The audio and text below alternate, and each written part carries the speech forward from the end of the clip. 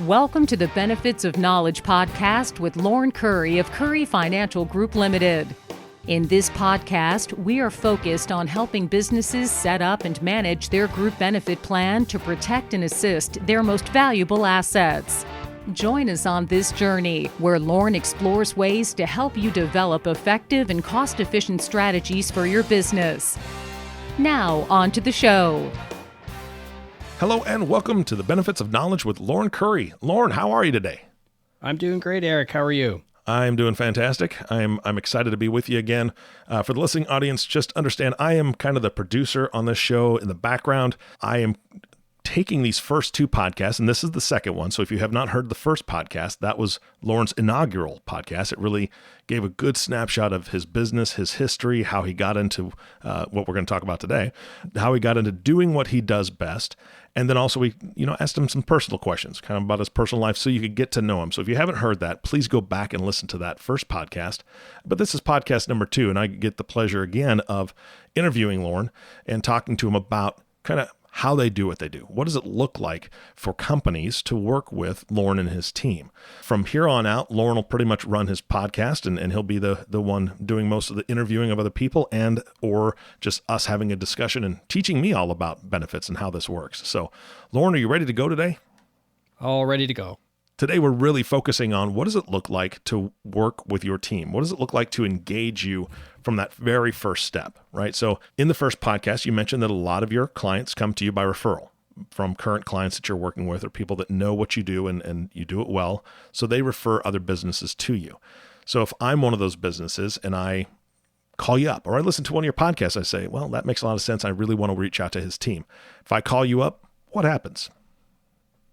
Well, Eric, we basically have a 5-step process that we work our way through. Not a lot of structure to it, but we try and make sure we cover off these 5 different steps. All right. And I know that on the first podcast, you said that Joan answers the phone a lot. So if I'm calling in, I may speak to Joan. She is fantastic. Or I may reach you on the phone. So I've got either one of you and we're deciding, let's have this discussion. What's the first step? First thing we do is just arrange a time. Of course, with COVID going on right now, we're doing everything virtually. If you called in, Joan's going to send you a link to a program called Calendly. That's my calendar. You'd actually be able to pick a time that's convenient for you. Nice. To hook up, and we'll just have a discussion. We really just need a discovery meeting for the very first meeting. Okay, so that first step is a discovery meeting. What can I expect to do in that discovery meeting? I'm hoping you're going to do most of the talking.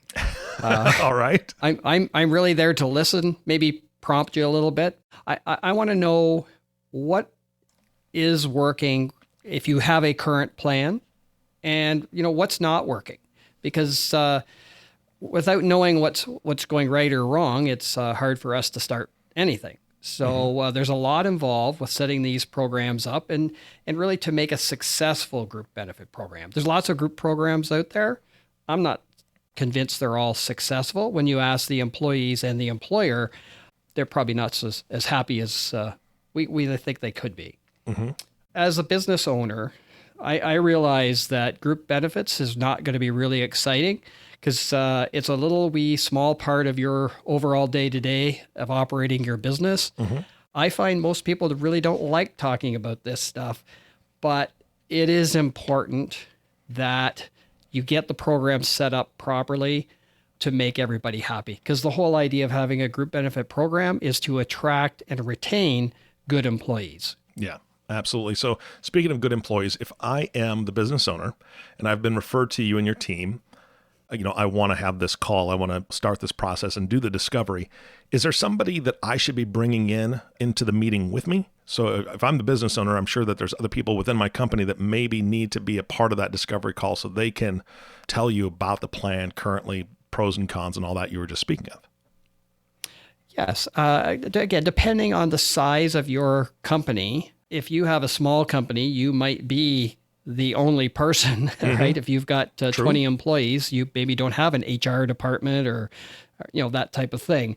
If you're large enough, if you have a controller, of course, the controller is going to be the person that is going to help you understand the finance end behind things. Mm-hmm. And if you have an HR manager, The HR people are the ones that are probably dealing directly with your employees. So they're going to understand more of what the employees are saying, perhaps, and probably the inner workings of how your current group plan works.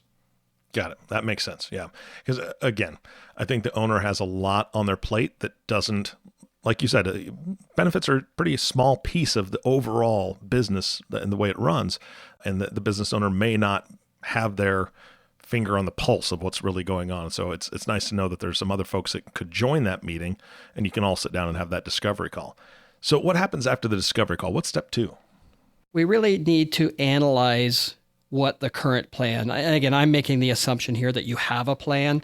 Of course, if you don't have a plan, then we just have to introduce what is available to you. But most cases, companies the size we're dealing with, they already have these programs.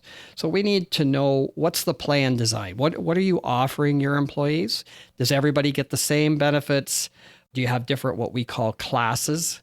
Do you have the owner of the business, their coverage should be or likely is different maybe than the sales department, the people who work in the office, or the people working out in the warehouse. So what's everybody receiving currently?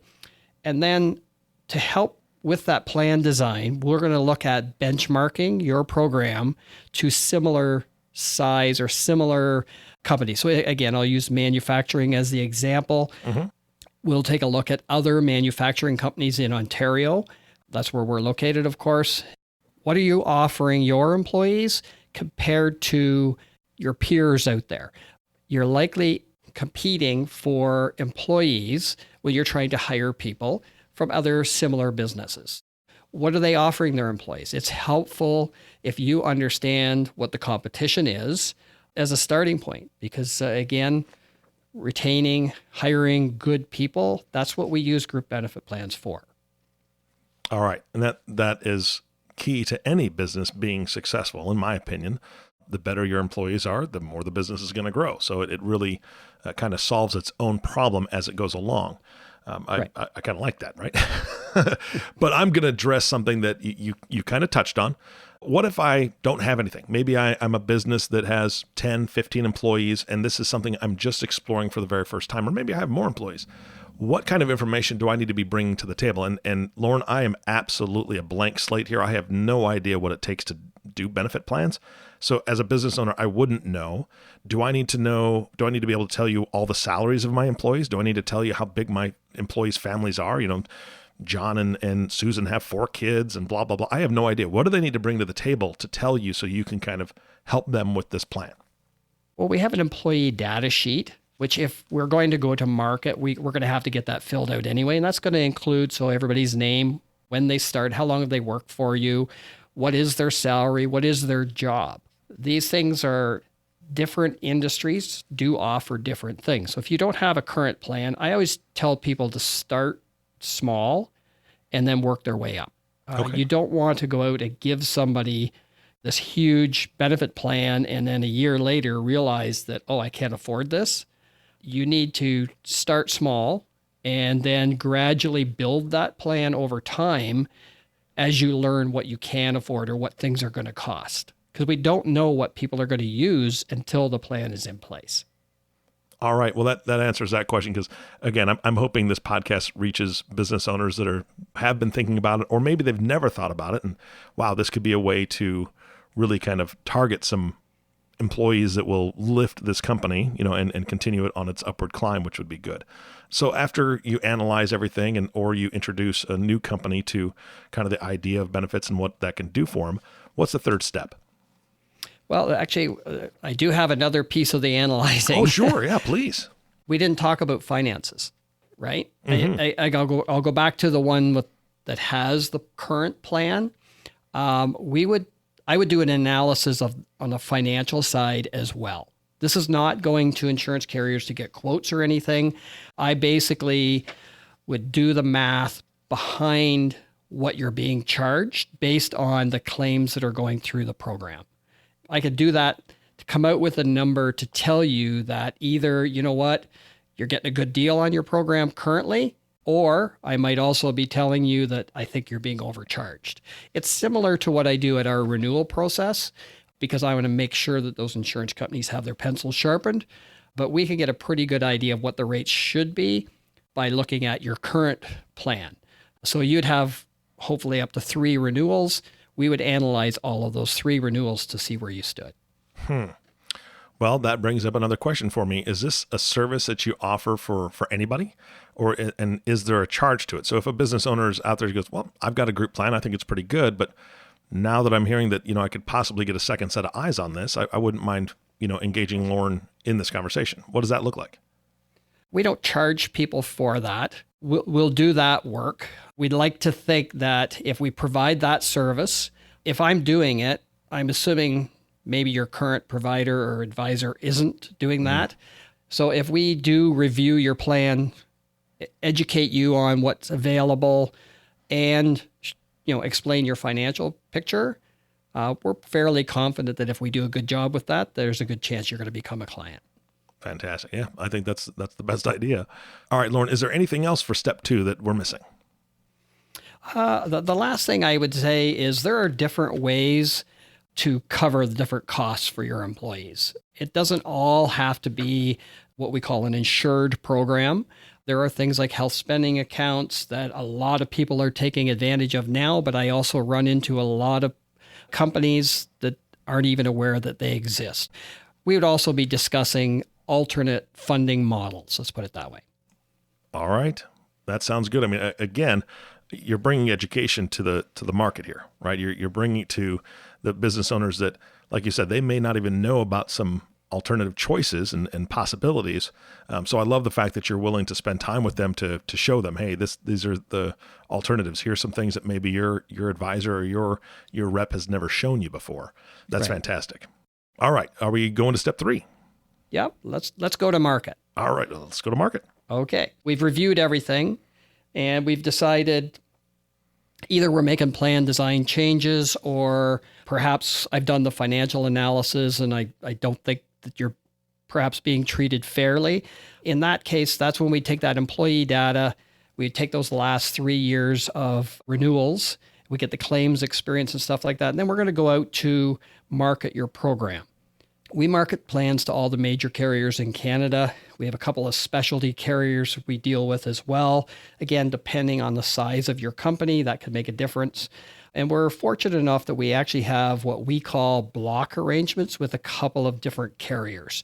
What that basically means is because of the volume of business we do with them, we get a preferred, the lingo in the business is target loss ratio, but bottom line is we have a preferred administration fee, and we want to try to get that admin fee as low as possible. We would take that out just to see what the market has to offer. And generally speaking, we still give the current carrier maybe the last kick at the can, if you will, to try and save that business. Again, it'll all depend on that situation. Got it. All right. Anything else in step 3 under marketing? Actually, there is something that we've just implemented lately, Eric. We started marketing our current clients' programs. So anybody that's out there that's listening, hopefully lots of our clients are listening, but we're now marketing your plan every 3 years. So some of you would have already seen this. Some of you may not have. It will take a process to get it done. But what we're finding is we just need to make sure that those insurance companies do have their pencil sharp, as I mentioned earlier. Mm-hmm. And I think the best way to do that is approximately every 3, perhaps 4, depending on the renewal itself that year. But if we go to market, again, we try not to change carriers. We like to build those relationships, but I want to make sure my clients are getting the best price. Yeah, absolutely. I think that's fantastic. Again, that shows your character, that you're not just there to implement something and then, watch it from a distance. You're invested in it and you're like, you want your clients to continue to get the best service possible. So I love that. I love that you're implementing something new and again, just making sure that they're getting the best deal possible. All right. They're getting the best deal possible at this moment. So then we go to step 4. What's step 4? Well, you just kind of led right into that, actually. Stay engaged. We don't want to just see you once a year or talk to you once a year when it's renewal time. I've made a habit that I touch base, whether it's in person or whether it's virtually now, midway through the year. I want to make sure that everything is operating properly. We're going to review how are your claims going. We don't want to surprise at renewal time that, guess what? The claims are 3 times what they were last year. So we're going to go over that. We're going to watch the trends, what's happened since the last renewal. Generally, these mid-year reviews, that's also when we get into maybe coming back and revisiting benchmarking, or perhaps there's a new plan administrator. So we come back and we go through that plan administrator's checklist again, because we have to continue to provide education. Is anything new in the business? And we'll just review those things kind of the mid-year point. All right. Well, that actually triggers a question for me.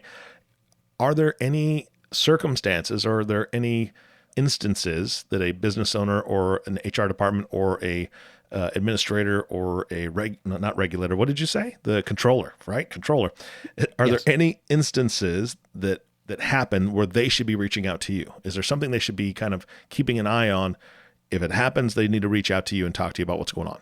For the most part, it's just if any issues come up, okay, we're here. We've talked about Joan quite a bit. Joan is in the office every day. She does take the odd vacation, not enough, but we want to make sure if there's any kind of issue, we are here. That is part of what we get paid for, is to make sure that we are looking after you. I don't want you wasting time. Now, there's simple questions that, of course, we have contacts at the insurance carriers. The employees, if they have a question, they're going to go to the insurance carrier first. Because of privacy. They need to do that. But if there's an issue with anything whatsoever, then you know what? Send us an email, pick the phone up and give us a call, because we are here to make sure you're not wasting time. Again, benefits is a small part of what you do. You should not have to be dealing with a bunch of issues. Now, frankly, there aren't that many issues. We deal with insurance carriers that give us very, very good service. But again, nothing's perfect. So we want to make sure we're here when those issues do come up. All right. Okay, Eric, that actually leads us right into our 5th step of our program, which we would call support. All right. Besides that mid-year review, we're always here at the office. We want to make sure that if anything comes up, does the administrator need to know how to navigate or how to deal with something at the insurance company that maybe they haven't done before? We pride ourselves on those client relationships, and our goal is to help in any way we can and as soon as possible. Going back, I had mentioned that plan administrator's checklist. We leave a copy of that, of course, with the plan administrator. We send them a Word document so they have it electronically. And we really encourage them to keep that handy. It doesn't hurt to pull it out every once in a while and just say, am I on top of these little duties that I have as the plan administrator?